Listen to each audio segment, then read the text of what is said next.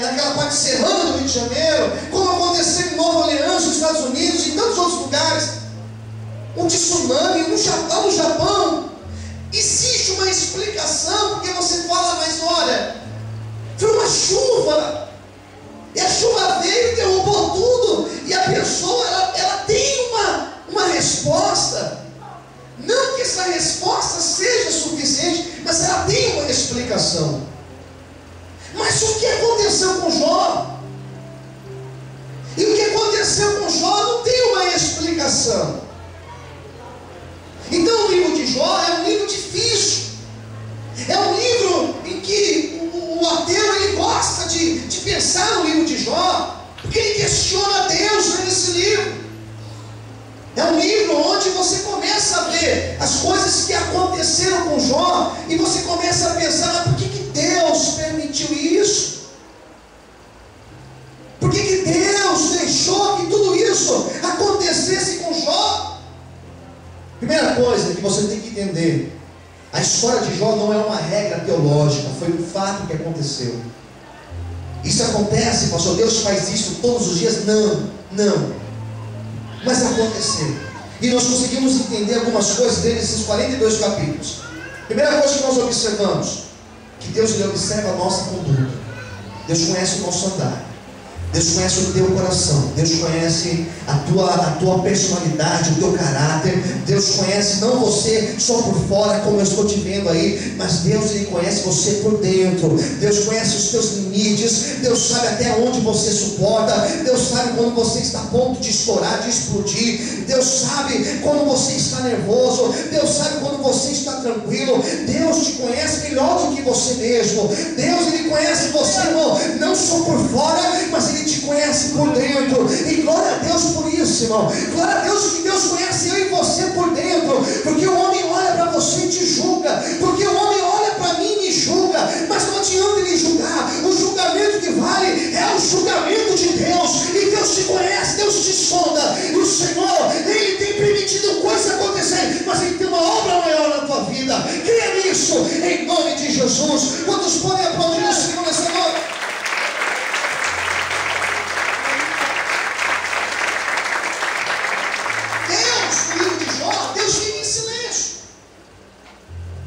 Jó foi um homem que em alguns momentos ele falou: Deus, Senhor, por quê?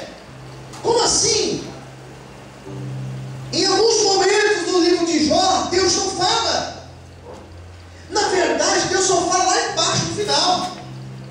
Lá no final. E Jó passa por todos esses processos na vida dele sem ouvir a voz de Deus, sem entender, sem entender o porquê. Só que Deus estava em todo momento com Jó. Eu quero que você entenda isso.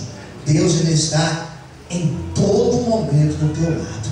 No momento mais difícil, no momento que você estiver sozinho, no momento que você achar que nem Deus está contigo, nesse momento o Senhor estará contigo para te sustentar e para te deixar de pé e para cumprir a promessa dele, o querer dele na tua vida, em nome de Jesus. Quantos podem encher esse lugar de adoração, aplaudindo o Senhor e exaltando o nome de Deus? Aleluia! Amém! Deus fala com Jó. E quando Deus fala com Jó, o que Deus falou com Jó? Vamos ver se você conhece o livro de Jó. O que Deus falou com ele? Deus não falou dos problemas de Jó. Deus não falou do sofrimento de Jó. Quando Deus fala com Jó, sabe o que Deus fala? Da sua grandeza, do seu poder, da sua onipotência, da sua onisciência, todo o poder, todo o conhecimento. Deus fala com isso com Jó. Deus fala com Jó, em outras palavras, que o poder está na mão dele para todas as coisas. E até o mal tem que se submeter à ordem do Senhor. Esse livro, irmãos, é um livro muito interessante, porque a gente tem como centro deste livro o sofrimento. e sofrimento de alguém inocente. E nós sabemos o que é sofrimento de alguém inocente.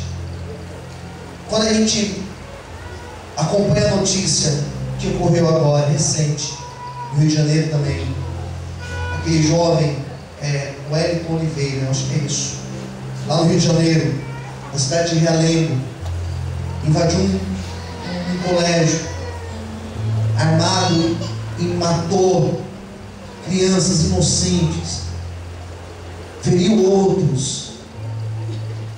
E alguém chega assim e fala: pastor, mas por que isso, pastor? Será que o pai dessas crianças tinha feito alguma coisa? Será que Deus escolheu esse sim e esse não? Será que Deus fez isso? Por que aquelas crianças morreram?